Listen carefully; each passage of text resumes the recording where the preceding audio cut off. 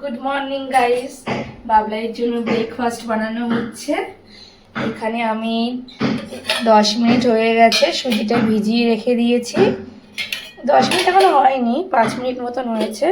এখানে আমি গাজর, পেঁয়াজ আর ক্যাপসিকাম কেটে রেখে দিয়েছি, কারণ আজকে সুজি দিয়ে চিল্লা বানাবো।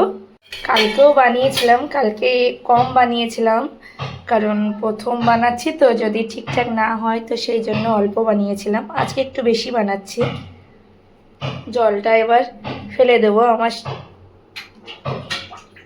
সুজি ভিজে নরম হয়ে গেছে, এবার জলটা ফেলে দেবো। সুজির জলটা ফেলে দিয়েছি, এবার আমি গাজর দিয়ে দেবো। গাজরটা গ্রেট করে নিয়েছি, আর পেঁয়াজ দিয়ে দিচ্ছি। পেঁয়াজটা ছোট ছোট করে কেটে নিয়েছি।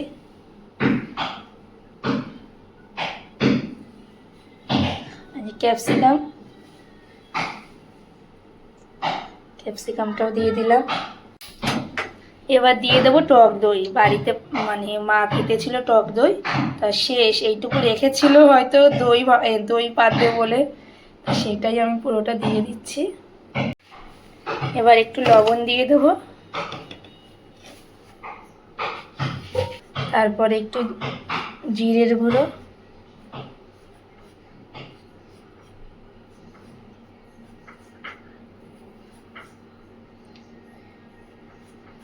তারপরে একটু ধনে গুঁড়ো,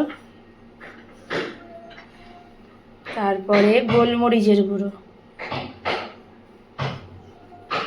অল্প দিই, বাবলাই খায় না।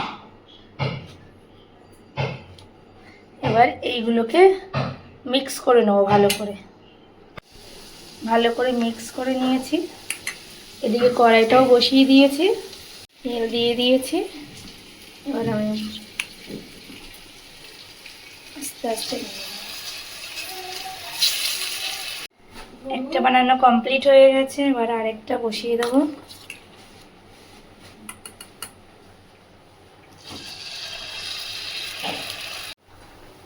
আর একটা বসিয়ে দিয়েছি, এবার একটু ঢাকা দিয়ে দেবো।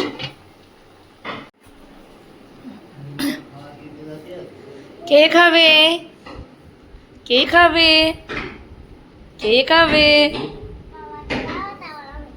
বাবাকে দেবো, তারপর তুমি খাবে? এই নাও তো দেখি একটু। 12টা 12:30 থেকে গাড়ি লোড হবে, কিন্তু কোনো কনফার্ম নেই বলে। কি করি বল তাহলে?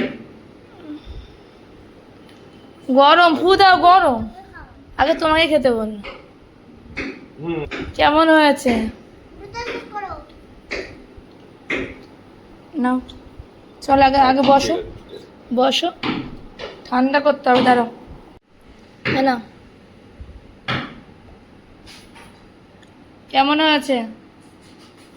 হ্যাঁ, টেস্টি। এই টেস্টি এরকম দেখাতে হয়তো। খাও, আমার টাকলু শোনা। খাও।